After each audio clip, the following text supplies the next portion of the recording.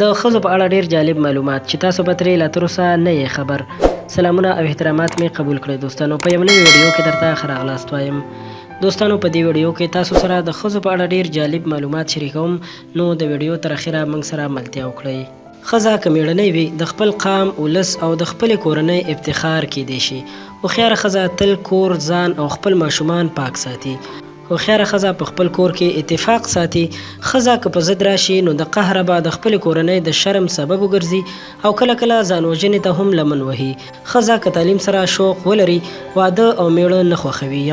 یوازې ټول پام یې تعلیم ته وي. په ښځه باندې دروغ او تهمت مه تړئ، کنې ټول عمر به له تاسې نه کرکه وکړي. که په ښځه د پیسو اعتماد وکړئ، ډیر ښکلی ژوند به تاسو ته جوړ کړي او پس انداز به هم ولرئ. که د خپلې ښځې سره په ورین تندي خبرې ونه کړئ، هغه به تل ناروغ، سرتړلې او ستاسې ټولې ګټلې پیسې به د ملا په تعویذونو ولګوي. که د خپلې ښځې سره جنګ وکړئ، هغه به ټوله ورځ خپل ماشومان وهي. ښه ښځه د کور زینت دی، بده ښځه د کور غضب. هوښیارې ښځې او مهربانه ښځې تل د کور په ټولو غړو ګرانې وي. ښځه د ژوند ښکلا ده، که ښه وساتل شي نو ټول کور به ښایسته کړي. ښځو ته د خلکو مخ کې مه په قهر کیږئ، ځکه چې ډیره پورې به وځورېږي. که یو میړه خپلې ښځې سره په مینه خبرې ونه کړي، دواړه به زر زاړه شي.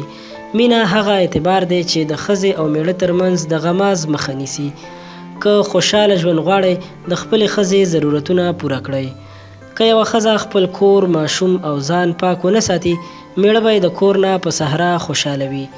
هوښیارې ښځې د خپل میړه ډیر خیال ساتي. مینه ناکه ښځه د خپل کور نه جنت جوړوي. ژبوره ښځه د ژوند کور فضا په دوزخ بدلوي. ښځې که غواړي په میړونو ځان ګران کړي، د خواښې او خسر دې ښه خدمت وکړي. ښځې او میړونو ته پکار ده چې د یو بل په خواص ځان پوه کړي. که غواړئ چې نیکمرغه ژوند ولرئ، کله چې ښځه غوسه وي، خاوند د هغو خبرو ته غوږ ونیسي، او بیا کله چې خاوند په قهر وي، ښځه باید یوازې د هغه خبرو ته غوږ ونیسي. سپیناوی هغه وخت وکړئ چې دواړه په ښه موډ کې وئ. هوښیارې ښځې هر وخت خپل میړه کار ته د تګ او د بیرته راتګ په وخت کې په خوږه موسکا نازوي. قدرمنو خویندو او محترمو ورونو، تل مینه ناک اوسئ. د خپلې ښځې، میړه، خپل بچیان او د کور خلکو سره مینه وکړئ.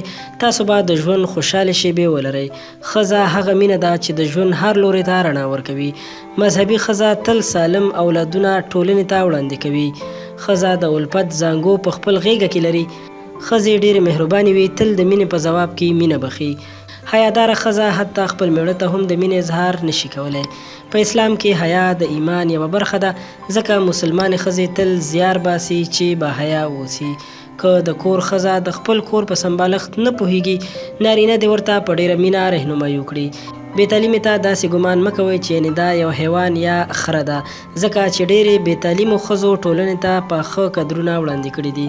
ښځې ته تل احترام وکړئ، ځکه چې د نړۍ د انسانانو لومړنۍ ښوونکې ده.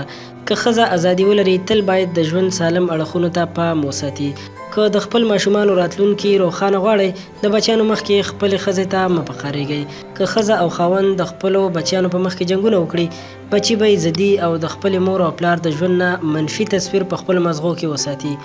ښځه ونازوئ. که ډیر غریب یاستئ، کله نه کله یوه دانه ګلاب هم ورته د ډیرې مینې ښه بیلګه ده او زړه ته یې د مینې ډاډ وربخي.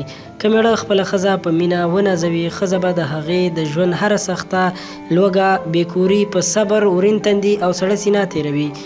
که څه هم کله ناکله که نارینه ډیر په قهر هم وي، هغه به هر څه په پټه خوله وزغمي. دوستانو، دا د ښځو په اړه جالب معلومات چې تاسو سره مو شریک کړل. که ویډیو مو خوښه شوې وي، ضروري درسره لایک کړئ او له نورو همدغسې ښایسته او په زړه پورې ویډیوګانو لپاره درسره هم زموږ چینل سبسکرایب کړئ. ډیره مننه.